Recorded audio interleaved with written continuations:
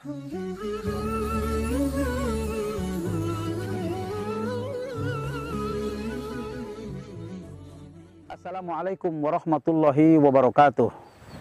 Alhamdulillah, alhamdulillahirabbil alamin, wal aqibatu lil muttaqin, wassalatu wassalamu ala asrafil mursalin, sayyidina wa maulana Muhammad.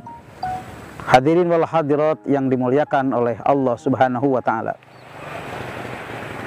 Seraya kita memanjatkan puji dan syukur kehadirat Allah Subhanahu wa taala atas segala limpahan rahmat dan inayahnya, sehingga kita pada saat ini bisa melaksanakan kewajiban ibadah yang sudah diperintahkan dalam Al-Quran, yaitu ibadah puasa. Tidak lupa, marilah kita sampaikan salawat dan salam pada panutan kita sekalian, Nabi Muhammad sallallahu alaihi wasallam. Kita selalu bertanya kepada diri kita. Kita selalu bertanya kepada pikiran-pikiran kita.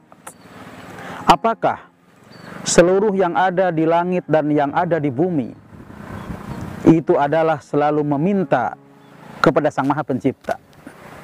Kenapa ini disampaikan? Karena bagaimana tumbuhnya sebuah tumbuh-tumbuhan, bagaimana hidupnya hewan berkeliaran di laut dan di darat, bagaimana manusia berinteraksi sosial, bagaimana manusia sakit, bagaimana manusia disembuhkan. Ketika itulah kita sama-sama merenung. Tentunya dalam pikiran kita ketika kita sakit meminta kesembuhan pada Tuhan yang Maha Kuasa. Ketika pohon-pohon daunnya berguguran, ketika hewan-hewan itu mengalami kekeringan dari banyaknya air yang dicurahkan oleh Allah dari langit ke bumi, dalam hati mereka, dalam kalbu manusia, tentunya semua meminta kepada Sang Maha Pencipta. Dan permintaan itulah ada dalam kitab suci. Mereka semua meminta kepada Tuhan, siapapun yang ada di langit dan ada di bumi. Dan Allah dalam Al-Quran selalu sibuk melayani permintaan-permintaan makhluknya. Makhluk dalam hal ini adalah makhluk yang sifatnya semua yang diciptakan oleh Allah. Manusia, tumbuh-tumbuhan, kemudian hewan. Permintaan-permintaan itu didengar semua oleh Allah Subhanahu wa taala.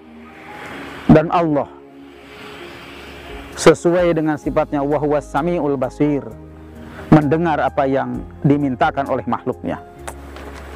Oleh karena itu, kita tidak tahu bagaimana permintaan sebuah pohon, kita tidak tahu bagaimana permintaan seekor hewan, atau kita tidak tahu bagaimana permintaan kalbu manusia yang tidak diucapkan secara verbal atau secara lisan.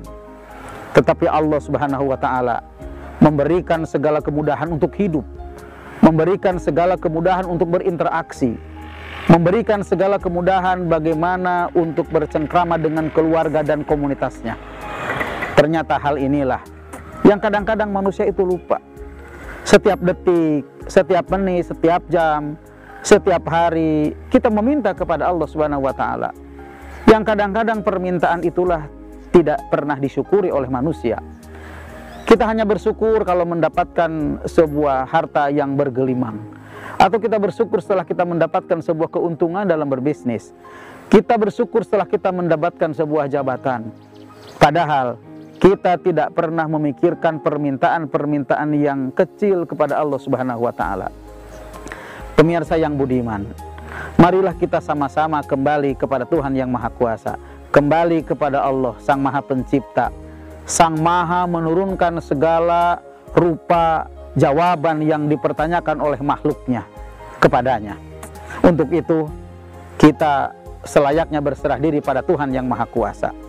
Alam semesta ini diciptakan oleh Allah. Alam semesta ini dirawat, dipelihara oleh Allah Subhanahu wa taala. Untuk siapa? Bukan untuk siapa-siapa, tapi untuk makhluknya.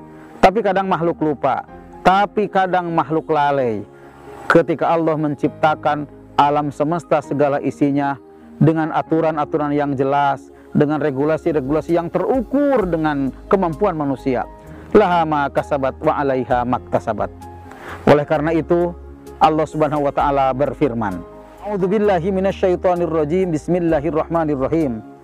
Yas'aluhu man fis samawati wal ard. Kulla yaumin huwa fi sya'nin. Shadaqallahul adzim. Saya kira ini adalah sebuah ayat yang perlu kita renungkan sama-sama. Ternyata Allah memberikan kepada kita segudang jawaban apa yang kita pertanyakan kepadanya. Sekali lagi, segudang jawaban apa yang kita pertanyakan kepadanya. Kita tidak boleh pesimis, tidak boleh berburuk sangka pada Tuhan yang Maha Kuasa. Kita selalu optimis. Kenapa kita selalu pesimis? Karena ilmu kita tidak cukup untuk menerawang, mengetahui tentang kekuasaan Allah. Kita baru sekian persen, mungkin sebesar biji dzarrah pengetahuan kita untuk mengetahui jawaban dari Allah Subhanahu wa taala. Oleh karena itu, marilah kita kembali kepada Allah Subhanahu wa taala, kembali kepada Sang Maha Pencipta. Di balik itu, ikhtiar yang kita lakukan adalah sebuah kewajiban yang harus kita laksanakan sebagai upaya kita meminta kepada Allah Subhanahu wa taala. Demikian yang kami sampaikan, mohon maaf yang sebesar-besarnya. Billahi taufik wal hidayah, waridho wal inayah. Assalamualaikum warahmatullahi wabarakatuh.